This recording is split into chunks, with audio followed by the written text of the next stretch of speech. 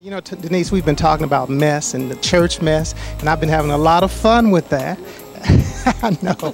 But now we're here with the creator of this mess, and it's not me. It's great to be able to say that one time. It's not me. It's actually someone else. We're here with the Reverend Dr. Chad Cooper from Atlanta, Georgia, and you are the producer, director, and everything that's all as it relates to this play. Welcome to Louisville. Thank you. Thank you. It's a pleasure being in your city. We've had a wonderful experience meeting the great people of Louisville, and you guys are really hospitable here. Just love my experience here. Kind of hate that it's over. Understood, understood. Now, tell us, how did you come up with the title, and just what does the play mean? Church mess. Church mess. Well, I pastored for 12 years in Miami, Florida, for 6 years, and then in Tallahassee I went to FAMU, and so we pastored when I was there at FAMU, and so over the course of 12 years you kind of pick up church mess just as being in the church, and it really wasn't hard to write. Now, how many cities will you tour this year? Well, we probably will tour about 35 cities this year. Okay. Yeah. And how long has the play been on the road now? 5 years. 5 years. 5 years, 77 cities, 5 years. And what has the reception been on in your travels? It's been great. We have a 95% sellout rate.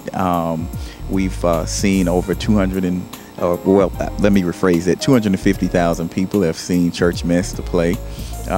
We have a movie that's a spinoff of Church Mess, the play, entitled Family Mess, the movie. Okay. So yeah, so we're excited about the success of it. It's been a phenomenal piece to work with, because we're able to connect churches and pastors from all types of denominations. They all come out and they support Church Mess, the play, in every city, and so that's a phenomenal thing to see the church come together in a positive way.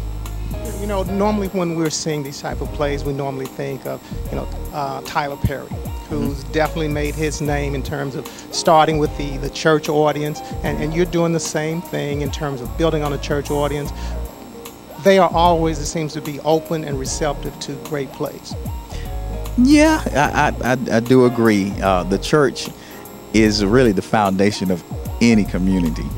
And so, we are very similar in a lot of the things that we do, Tyler Perry and I, and David Talbert. I think he is a very well-known playwright, as well as Michael Matthews. So, it's similar, but it's different for us, because Church Mess is not just a normal play. It's really a play that is for the church, by the church. So it's in every sense of the word a true gospel play, urban gospel play, because it deals with real issues, but I think the ministry goes a little deeper than just a normal play. Tell us about some of the characters.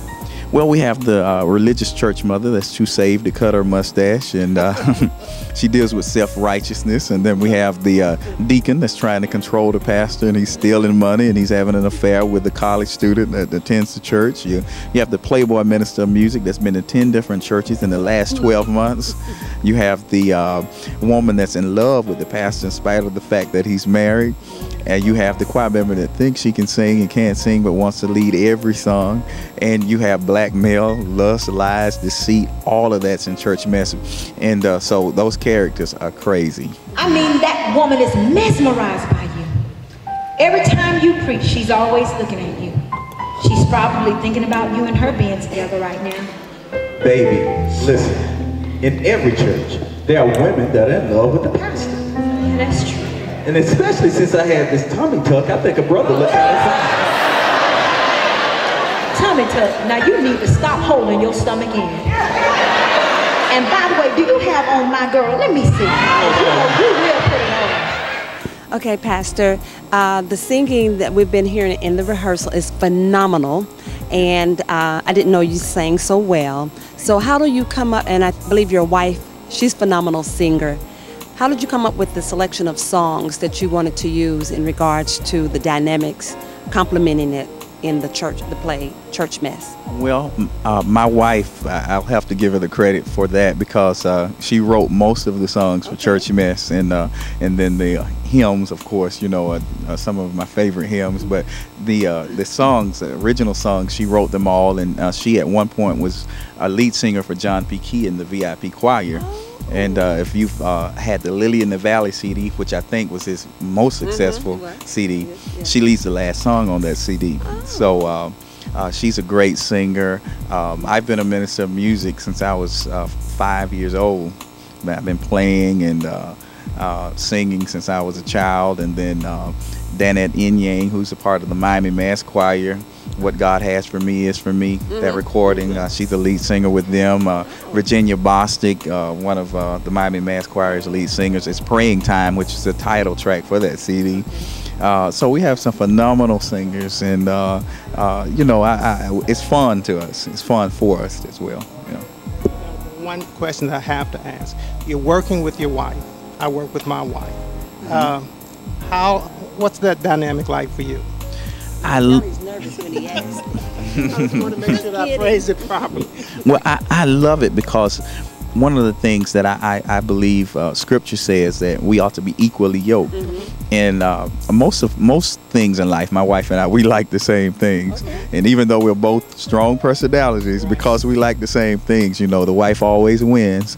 So, it's phenomenal because I can say, listen, let's go, let's do this. And because we do some of the same things, it's not a press. So it's great. It's great. Well, that's great advice. You understand that, right? Yes.